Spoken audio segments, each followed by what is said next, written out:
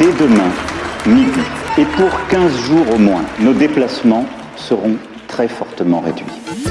Est-ce que le vaccin va vraiment changer quelque chose? We have identified a new variant of Je me demande coronavirus. quand je pourrais retrouver le plaisir de boire un verre en Ça terrasse. fait tellement longtemps que j'ai pas dansé et chanté avec mes amis ou des inconnus.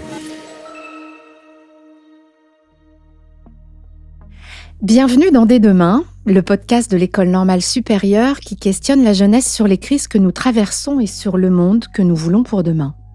Dans cet épisode, nous parlerons de l'art en temps de pandémie. Pendant l'épidémie du sida, on a assisté à la naissance d'un activisme des patients, des citoyens et des artistes. Tous les arts ont été affectés par le sida. Quelles expressions nouvelles naîtront du Covid ? Le président de la République déclarait que le Covid était la première grande pandémie que nous vivions. Comment expliquer que nous avons si peu fait référence au VIH-Sida? Comment expliquer cette absence de mémoire? Pourquoi ne pas s'être appuyé sur cette expérience ? Comment l'art peut-il se saisir de la pandémie ? Et puis, comment créer quand les lieux de culture sont fermés? Comment s'engager quand on est confiné ou contraint par un couvre-feu? Pour répondre à nos questions, nous avons invité Elisabeth Lebovici. Bonjour Elisabeth Lebovici. Bonjour. Merci d'avoir accepté notre invitation. En quelques mots, Elisabeth Lebovici, vous êtes une femme engagée, féministe, vous êtes critique et historienne de l'art, vous avez étudié l'histoire de l'épidémie du sida à travers les œuvres artistiques. Votre dernier ouvrage, Ce que le sida m'a fait, art et activisme à la fin du XXe siècle, a été édité aux presses du réel. Elisabeth Lebovici, vous avez été militante au sein d'Act Up Paris.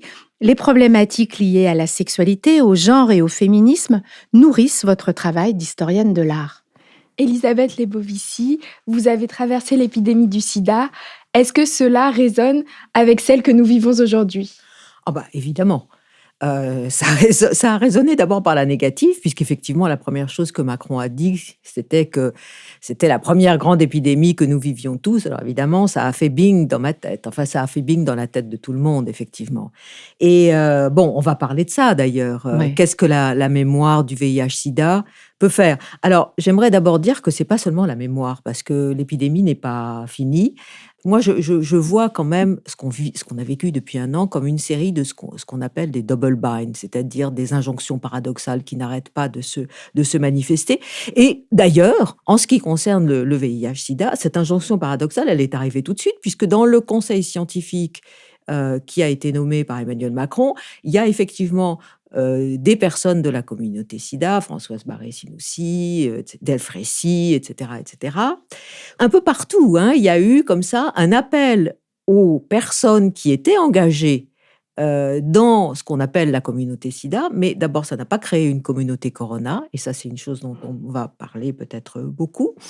Et puis, deuxièmement, on a oublié, finalement, de penser ce que le sida nous avait fait. Voilà. On a fait appel à des gens, mais on a complètement oublié ce que le sida nous avait fait. Justement, pour se rappeler ce que le sida a pu faire, je vous propose d'écouter un extrait du documentaire La pudeur et l'impudeur d'Hervé Guibert, qui est sorti en 1992. Hervé Guibert était un écrivain, journaliste, photographe. Il est mort du sida quelques mois avant la sortie de ce film.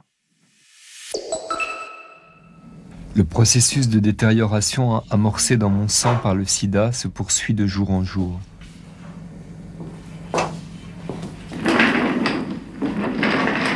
Bien avant la certitude de ma maladie, sanctionnée par les analyses, j'ai senti mon sang tout à coup découvert, mis à nu, comme si un vêtement l'avait toujours protégé, sans que j'en aie conscience.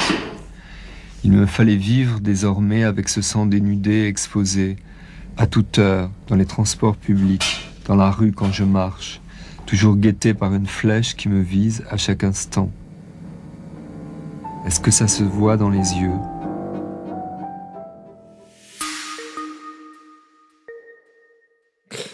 Elisabeth Lebovici, est-ce que vous pensez que c'est de votre responsabilité de porter cette mémoire du sida? Alors, oui et non. C'est-à-dire que je n'aimerais pas que ça devienne que de la mémoire. Bon, par contre, j'ai quand même une autre histoire à raconter. Il y a encore, l'épidémie de sida, elle n'est pas finie. Elle a fait 35 ou 40 millions de morts dans le monde et elle continue. Et d'ailleurs, je crois que c'est important de le dire. Il y a des gens qui vieillissent avec le VIH, il y a des gens qui vivent avec le VIH. Enfin, il y a quand même, on se sent responsable de quelque chose, mais on se sent peut-être pas seulement responsable de la mémoire, hein. On se sent peut-être responsable du présent.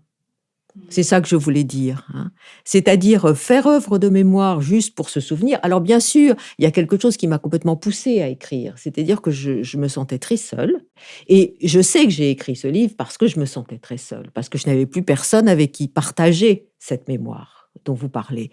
Mais en même temps, j'ai voulu me demander ce que cette mémoire pouvait faire aujourd'hui, hein. Et j'ai pas du tout voulu faire un livre qui embrasse la mémoire du sida.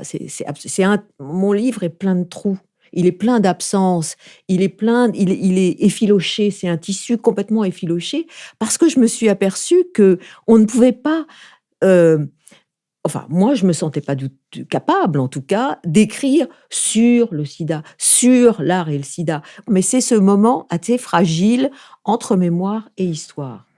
Dans cette continuité de réflexion autour de la mémoire du VIH-Sida, pourquoi n'a-t-on pas pris en considération justement cette expérience du sida par rapport au Covid, et pourquoi cette absence justement de cette mémoire du sida?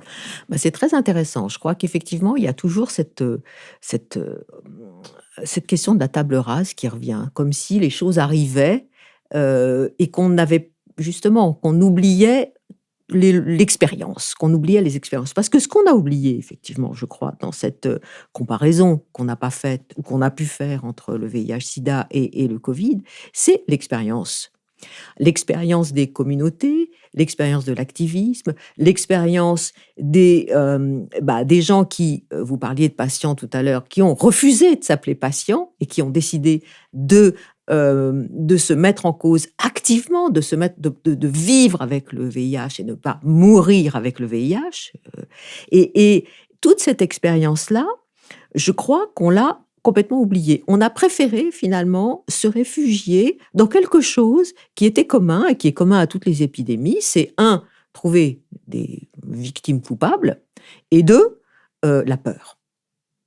Ça, c'est un trait commun qu'on a, je crois, dans lequel on vit encore, et qui effectivement a été tiré du côté de l'expérience SIDA, mais pas du tout le fait qu'effectivement, il faut passer par il faut passer par la société civile, il faut passer par des communautés concernées, il faut passer par des communautés qui organisent non seulement pour elles, mais aussi pour les autres. Et on a complètement oublié les autres. On a aussi oublié de s'appuyer sur l'expérience de qu'est-ce que ça veut dire d'être safe, de rester Exactement. safe. On ne s'est pas appuyé non plus sur ce que le sida a produit de solidarité, Elisabeth Lebovici. Absolument. Comment rester safe pour soi et pour les autres, c'est effectivement la question. On a bien vu combien les décisions venant du gouvernement est sans arrêt dans la contradiction et dans l'injonction paradoxale. On le vit encore aujourd'hui avec l'histoire des vaccins. Enfin, tout a été dans l'injonction paradoxale. On voit bien que la politique gouvernementale a consisté à ne pas s'appuyer sur la solidarité, à ne pas s'appuyer sur des communautés, effectivement, qui pouvaient le faire. Et ça, c'est absolument... c'est très, très, très, très, très flagrant. Et pourquoi, à votre avis ? On a l'impression, là, que le gouvernement a voulu rester au savoir biomédical, aux conseils donnés par un conseil scientifique et surtout à leur propre gestion politique de l'affaire. Enfin, je veux dire, c'est deux façons de faire de la politique qui se sont complètement confrontées. Et cette façon de faire de la politique en s'appuyant sur les communautés, je prends un exemple très simple en ce moment. Bon, il y a un certain nombre de salles de spectacle qui sont occupées par des militantes et des militants. Bon, écoutez, ces salles le gouvernement ne veut rien entendre. Roselyne Bachelot ne veut absolument rien entendre. Pourtant, il se trouve que des communautés actives, c'est-à-dire les gens qui bossent dans des théâtres, dans des cinémas, dans des musées, etc., ils ont compris qu'il fallait s'organiser. Ils et elles ont effectivement mis au point des protocoles qui permettent de rester safe. des jauges, des protocoles, des façons de produire les choses qui permettent de rester safe. Or, il y a un refus d'ouvrir ces lieux. Donc, et c'est bien pour ça aussi que tous ces militantes et militants, enfin, on peut dire ces militantes et militants, pas du tout, ce sont des usagers finalement du théâtre et du spectacle qui sont en train d'occuper ces lieux. Donc, on voit bien là à quel point il y a antithèse, il y a conflit.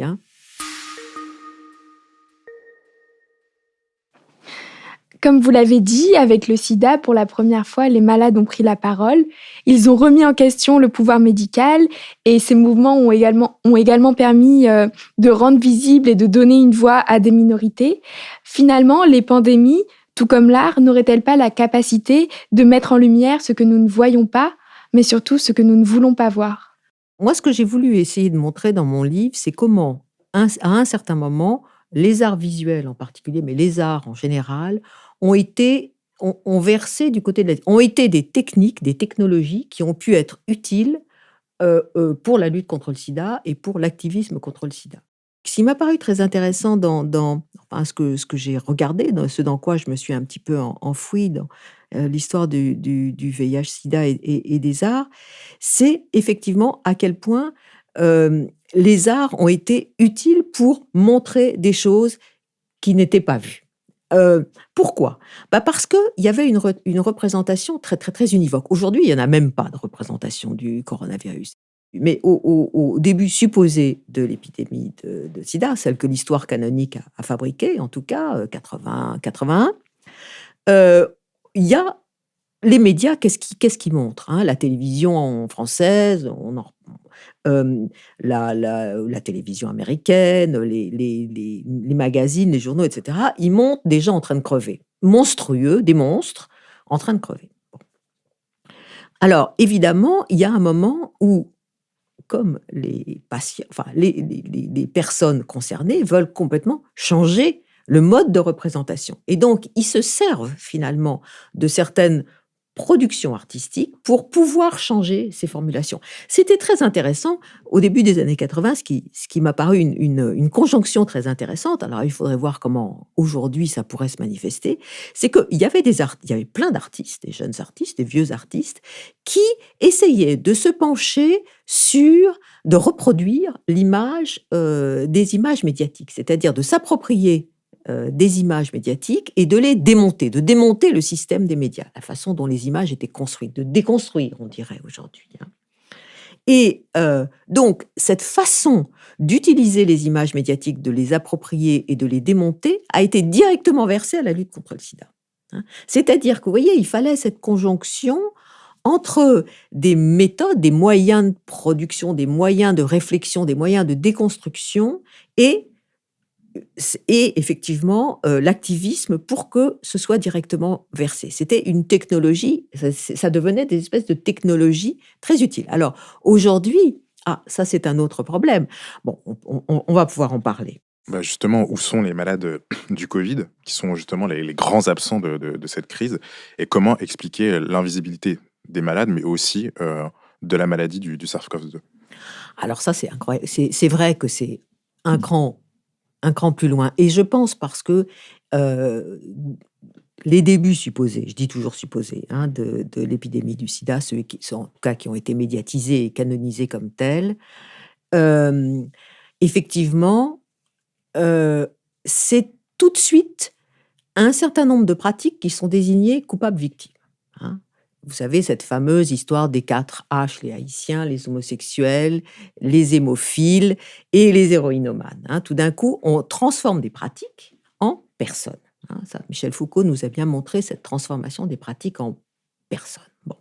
Alors là, tout d'un coup, on peut montrer. Le Covid, à mon avis, comme il touche théoriquement tout le monde, mais c'est encore une chose à discuter, effectivement, tout est renvoyé à l'invisibilité, tout le monde n'est pas désignable en tant que victime. Alors, on pourrait dire, on n'a pas le droit d'aller faire des photos dans des EHPAD de vieux, etc. Bon, il y a toutes ces questions-là, mais je pense que là, il y a quelque chose effectivement assez intéressant, qui est que avec le VIH-Sida, on a pu tout de suite désigner des victimes coupables, disons. Et avec le Covid, c'est plus dur. Donc, et c'est une maladie, enfin, et c'est ce qui a été dit par tout le monde, qui supposément touche everyone, tout le monde, et le monde entier. Donc, tout d'un coup, il n'y a pas cette focalisation possible. Mais cette focalisation possible, il faut pourtant la faire. On voit bien que les communautés ne sont pas touchées de la même façon. On voit bien, effectivement, qu'il y a un certain nombre de communautés qui sont plus touchées que d'autres et que c'est l'exact reflet des injustices Et des inégalités. Et des inégalités sociales. On voit bien là, et de genre. En Seine-Saint-Denis, ça flambe. Bah voilà.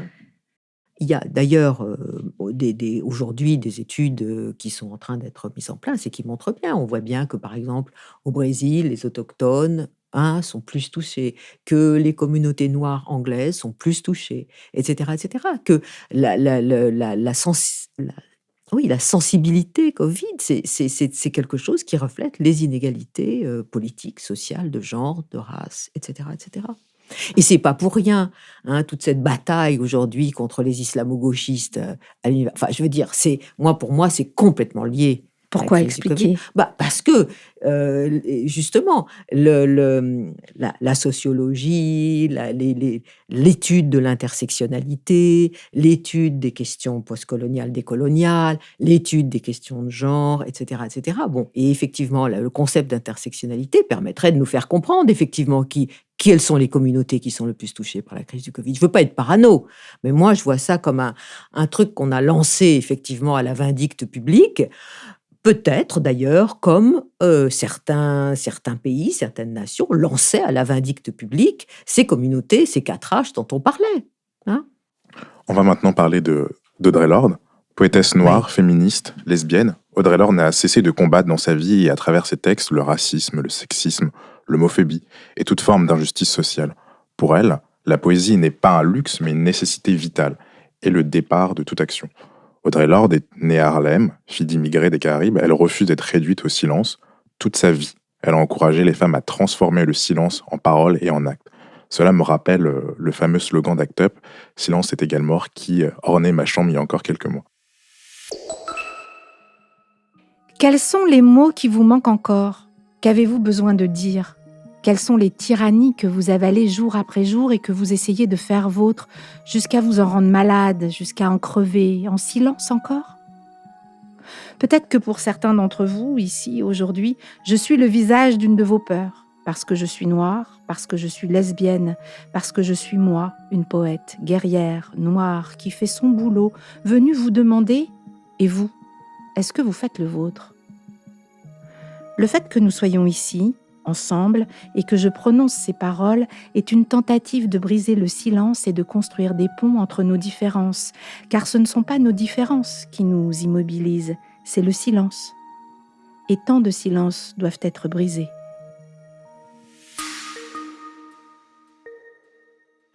Quand on parle effectivement de cette fameuse affiche d'Act Up, d'un groupe qui s'appelait Silence Equals Death Project, qui vers 86-87 commence à placarder les murs de New York avec ce triangle rose et silence également.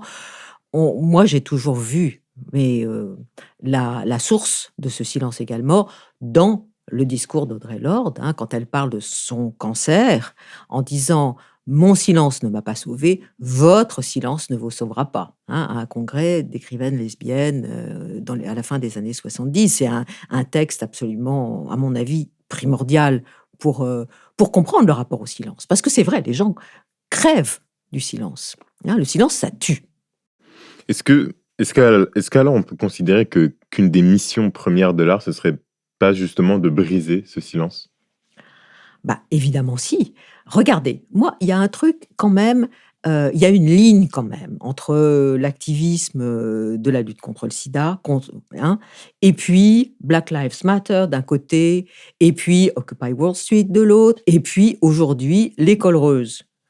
L'école heureuse, qui, à mon avis, sont une expression d'art public absolument formidable. Pour moi, c'est ça l'art public, c'est l'école heureuse. C'est-à-dire qu'elles ont compris, il y a quelque chose de l'ordre du poétique qu'elles mettent en jeu dans l'espace public. Bon, d'abord, c'est très important que ce soit des femmes pour la plupart, mais il y a aussi peu importe, des personnes qui se considèrent comme femmes, peu importe leur genre, qui tout d'un coup, femmes bio et femmes cis et femmes trans, bien sûr, hein, et qui tout d'un coup mettent toute leur énergie dans l'espace public. Moi, d'abord, c'est des groupes d'auto-construction, c'est-à-dire c'est des personnes qui décident de faire ces lettres, ces poèmes, d'un certain point de vue, ces poèmes d'accusation. Et puis, voilà, il n'y a pas de leader, il n'y a pas de slogan, il n'y a pas de mot d'ordre. Ce sont des paroles, d'un certain point de vue, inventées à plusieurs, mises au point collectivement, collées collectivement, lettre après lettre. Et alors moi, pour moi, vraiment, je pense à une sorte d'héritage avec Audre Lorde, certainement, avec aussi toute cette, tout ce que vous disiez auparavant, c'est-à-dire cette portée politique de la poésie. Enfin, je crois que la poésie a une portée politique, c'est très important de le dire. Alors, Elisabeth Lebovici, c'est intéressant que vous nous disiez cela maintenant, parce que justement, Elsa voulait vous parler des colleuses. Oui, donc j'ai 20 ans et je suis féministe et j'aspire à l'égalité homme-femme. Les violences faites aux femmes dans l'espace public sont vraiment monnaie courante et c'est pour ça que j'apprécie particulièrement l'initiative des colleuses qui renverse ce rapport de force en occupant visuellement la rue. Donc, est-ce que pour vous, si j'ai bien compris, ce mouvement des colleuses est vraiment un mouvement artistique? Et est-ce que peut-être ce ne serait pas un horizon possible pour renforcer le militantisme d'utiliser l'art? Alors, c'est un très bon exemple. Pour moi, effectivement, il y a quelque chose dans cette poésie des lettres que je trouve très, très importante. Donc, effectivement, oui, il y a quelque chose que cette production dans l'espace public qui reste encore, enfin, qui est effectivement un espace qui n'est plus partagé aujourd'hui. C'est très compliqué, dont on est distant, etc., etc. Donc, oui, je trouve que les colleuses ont inventé quelque chose pour maintenir le comment rester safe dont vous parliez tout à l'heure, hein, et pour dire quelque chose. On parle d'art et on parle d'engagement, mais justement, comment l'art peut-il se saisir de cette pandémie quand les lieux de culture sont fermés ?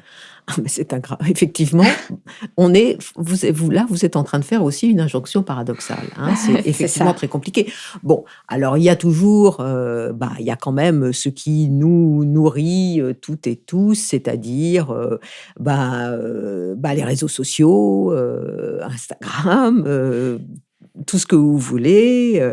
Twitch, ça s'appelle, c'est ça ? Oui. Là où rend l'argent, Jean s'est exprimé. Bon, on voit bien à quel point, finalement, toute occasion est bonne. Enfin, je veux dire, moi, je suis abasourdie par la façon dont la pauvre Corinne Maziero, qui est apparue au César, enfin, comme vous savez, nue, tout à fait ensanglantée, avec des boucles d'oreilles en tampons périodiques, et rend l'argent,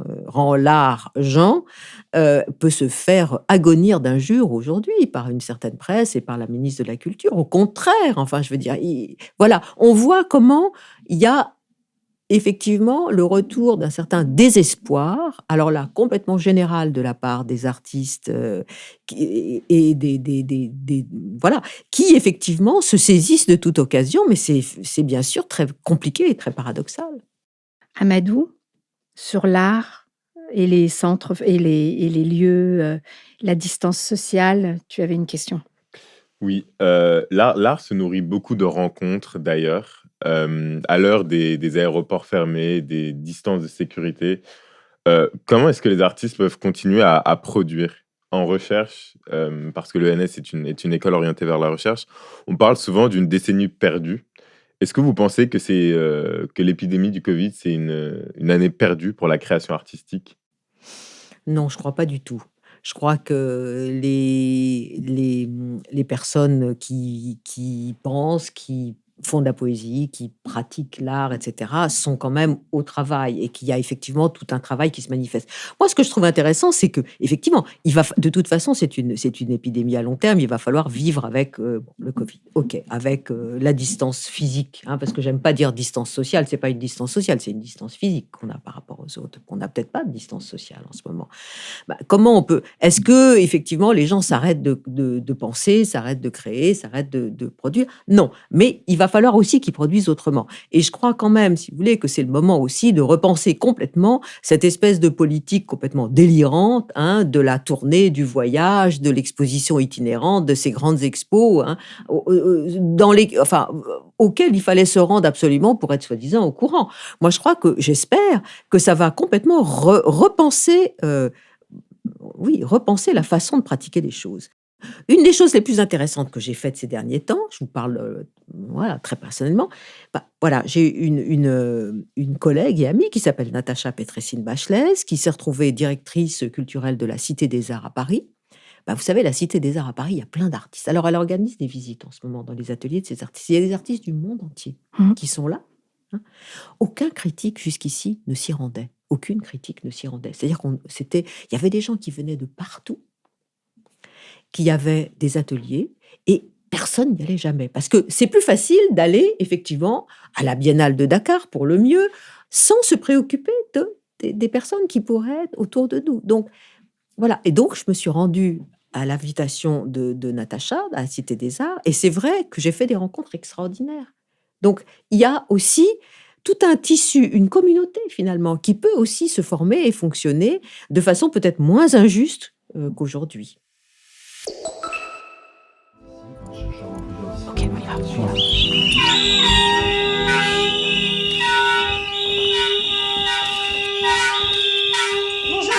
nous sommes à Acta Paris et nous sommes venus vous dire que ça fait déjà plus de 3 ans que la FLS existe et nous attendons toujours une campagne de prévention digne de ce nom. La France est le pays le plus touché d'Europe, avec 2 fois plus de malades qu'en Angleterre, en Allemagne. Et vous n'êtes pas à la hauteur de cette épidémie. Toujours rien en direction des gays, rien en direction des toxicos, rien en direction des femmes, des étrangers. Si, on a fait des campagnes en direction des homosexuels. Vous savez très bien que cette campagne a été censurée par le cabinet du Premier ministre et qu'elle se retrouve dans des journaux que personne ne lit et des publications confidentielles. Non, attendez, je Si peux pas vous vous laisser vouliez dire vraiment- ça.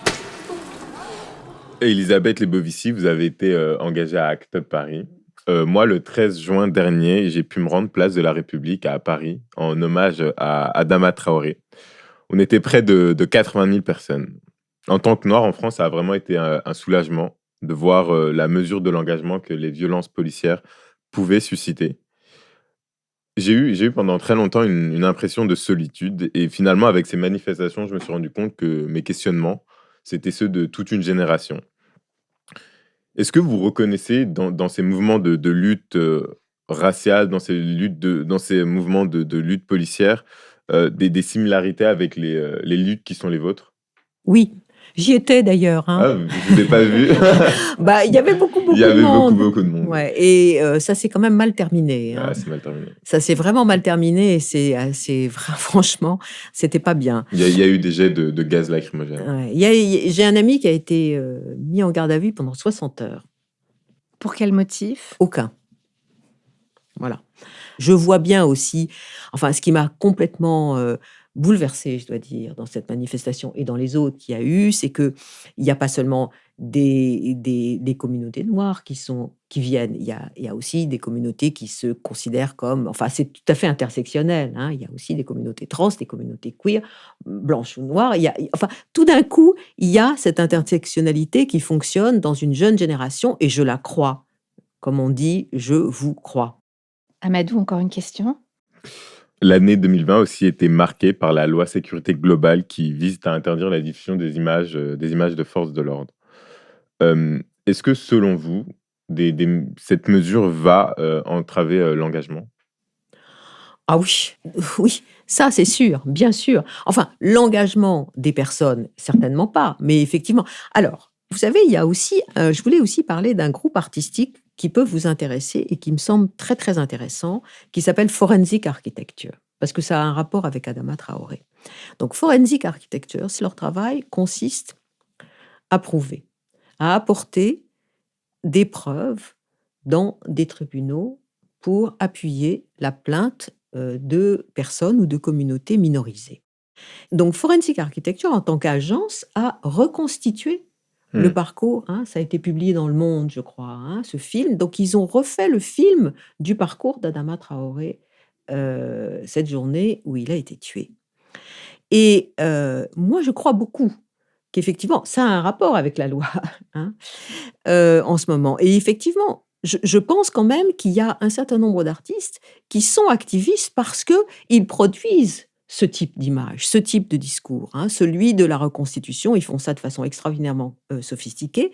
Et dans certains tribunaux, ça n'a pas marché d'ailleurs en France, mais dans certaines cours de justice ou dans certains tribunaux, ça marche. C'est-à-dire que ça apporte quelque chose comme une preuve. C'est ça dont on est en train de parler aujourd'hui. C'est-à-dire qu'on ne puisse pas filmer les violences policières, par exemple. C'est aussi, on n'a plus de preuves. Donc voilà.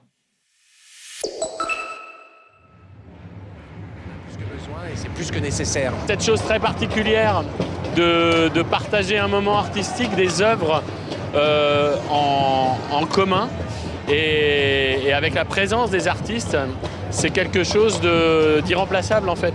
Et je pense que ça manque à notre société aujourd'hui. On parle de la culture comme du dernier rempart contre la barbarie. Je pense qu'il y a de ça, mais c'est surtout un terreau d'idées, un terreau de prise de conscience. Donc, c'est pas juste du divertissement, la culture.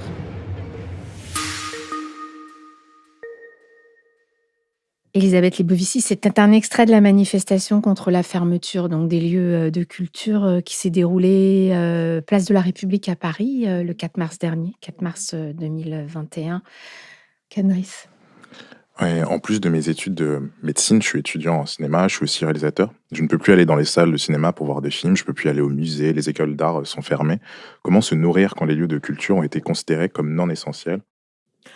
Ah oui, bah écoutez, c'est une question que nous nous posons tous et toutes, hein, vous ici comme moi. Ce qui est très bizarre, j'ai pu voir par exemple un certain nombre d'expositions, on était 4 ou 5 hein, dans des centres, des centres d'art tout autour de Paris. Il y a eu des possibilités d'ouverture pour voir un certain nombre d'expositions qui avaient lieu. Enfin, c'est complètement dément, quoi. Il y a des expositions anciennes manières, donc qui demandaient beaucoup de fric hein, et un budget énorme, qui ont été programmées et installées dans des institutions, mais personne ne les verra. Personne ne les verra. C'est complètement fou. Alors, il y a quelques expositions que j'ai vues. Vous savez ce qui m'a... Moi, je pensais toujours, je me disais, waouh, ça doit être absolument génial. Enfin, il y a tellement de touristes et tout, se retrouver seuls au musée, quelle merveille. Mais non, c'est pas vrai. Ce qui manque, effectivement, c'est de pouvoir voir des choses avec des gens. Ça, c'est très important. Et en fait, du côté des spectatrices et des spectateurs que nous sommes, bah, il manque effectivement la respiration des autres, la proximité des autres, la discussion qu'on va pouvoir avoir. Bon, alors après, c'est l'argument, comme vous savez, qui est utilisé par le ministère de la Culture pour dire qu'il ne faut pas rouvrir le lieu de culture parce que c'est un lieu où on parle. Et comme si on ne parlait pas dans les grands magasins ou ailleurs. On a beaucoup parlé au cours de cette émission du pouvoir des images. Peut-être que vous vous souvenez de ces images de la princesse Diana en train d'embrasser des personnes séropositives pour briser les stigmates de la maladie. Avec le retour des gestes barrières, des 2 mètres de sécurité, de cette peur du toucher, est-ce qu'on peut parler de crise de l'intime ? Oui, là encore très paradoxal. Hein. Jamais on a été aussi dans l'intimité avec les autres à distance. Bon, je suis très frappée. Pourquoi vous dites ça ? Alors, par exemple, bon, vous ne pouvez pas inviter quelqu'un autre part, vous ne pouvez pas aller au café. Vous pouvez plus aller au café, au restaurant. Donc, vous ne pouvez pas inviter quelqu'un autrement que chez vous. Et tout d'un coup, bon, je ne sais pas, moi, je n'ai pas toujours envie que des étudiantes que je ne connais pas très bien, etc., se retrouvent chez moi. Enfin, je veux dire, bon, c'est sympa, mais c'est des trucs que j'aurais peut-être pas fait, ou d'autres gens d'ailleurs. Hein. Alors, et quand on se retrouve sur Zoom, hein, c'est la même chose, c'est-à-dire qu'effectivement, on est balancé dans les chambres des gens, les chambres d'étudiants, etc., etc. C'est pas bon. Donc, tout d'un coup, on a affaire avec, en tout cas, cette intimité du lieu où on est, du lieu où on vit, et en même temps, on ne touche personne.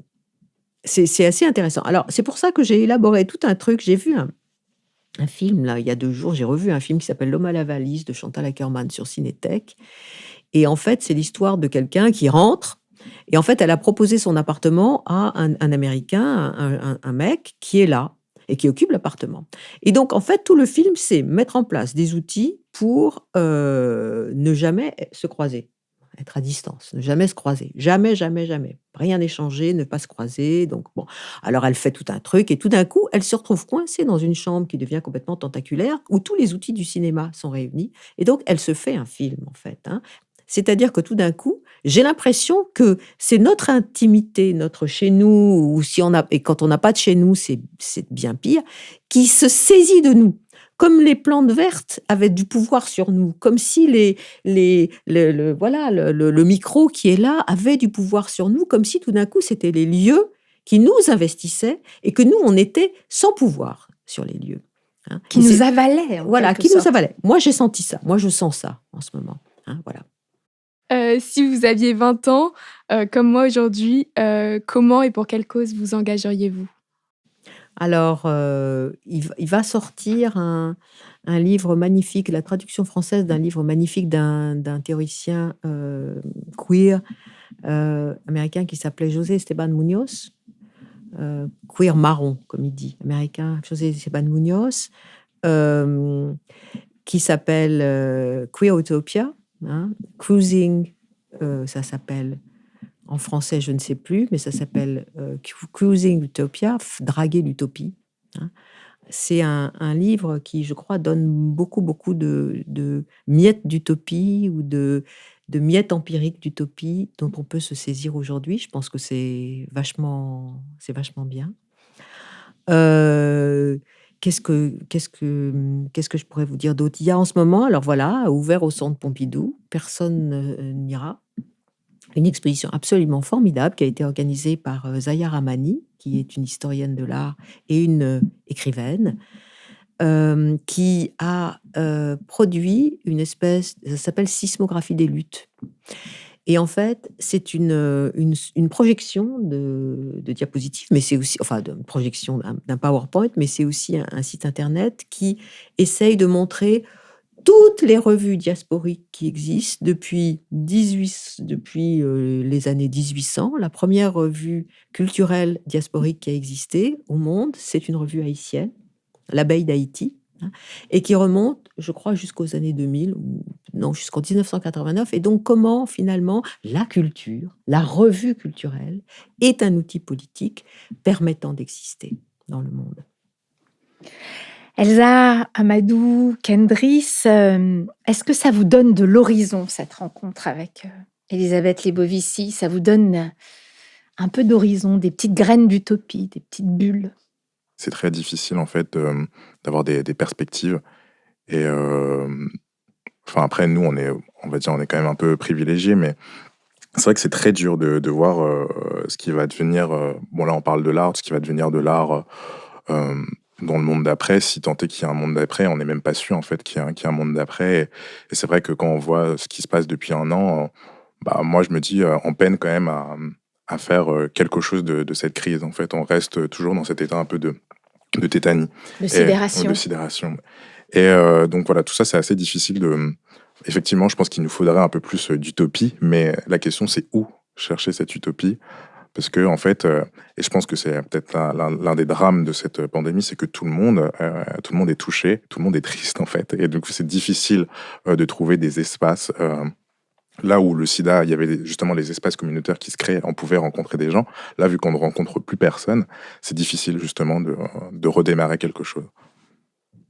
Vous avez parlé, par exemple, du souffle de quelqu'un au cinéma qu'on entend, par exemple, du monde au musée. Avant, parfois, ça pouvait nous paraître pénible. Et puis maintenant, peut-être que ce côté parfois négatif, qu'on avait des petits plaisirs de la vie, du coup, peut-être que quand on les retrouvera, on sera d'autant plus heureux. Merci d'avoir été avec nous. Je tenais à vous dire que je trouvais votre engagement rassurant. Cette intersectionnalité que vous évoquez, je pense qu'on la retrouve aussi dans cette pandémie où on a vraiment cette communication entre les jeunes et les moins jeunes. Et même si vous avez l'air très jeune. Oui. Non, mais voyez, moi, je vous comprends très bien. Il y a de quoi être peut-être un peu rassuré, mais aussi terriblement désespéré. Je vous comprends, mais 5 sur 5. Alors voilà, moi, c'est marrant parce que ce genre de rencontre, vous rencontrez. Bon, je sais que c'est très éphémère, qu'on va se dire au revoir et que peut-être on ne se verra plus, mais Ça me fait quelque chose, ça m'émeut. Et c'est ces petites émotions qui me semblent faire beaucoup, beaucoup, beaucoup aujourd'hui. Voilà. Mais effectivement, alors là, je saisis 5 sur 5 l'état d'ennui et de désespoir dans lequel on peut être aujourd'hui, quoi. Il y a de quoi. Il y avait une question qu'on avait posée aussi à l'ancienne invitée, c'était 2020 en un mot, pour vous, c'est quoi? Bon, je vais essayer d'être un peu optimiste. Moi, j'étais quand même dans de très bonnes conditions. Je savais où je vivais. Enfin, j'avais un appartement où je vivais. Il y a eu au début du confinement, vous savez, les oiseaux ont chanté très très fort et ça sentait pas du tout la même odeur que d'habitude. Donc j'ai envie de garder ce souvenir-là, quoi, des oiseaux qui prennent possession de notre vie et de ces odeurs qui, pour une fois, n'étaient pas l'odeur de la ville, quoi. Voilà. Je vous donne rendez-vous, moi, avec Amadou, Elsa et Kendris pour le prochain épisode du podcast dès demain. Il sera consacré la prochaine fois à la valeur, justement, de nos vies confinées et à celle des malades et des personnes âgées.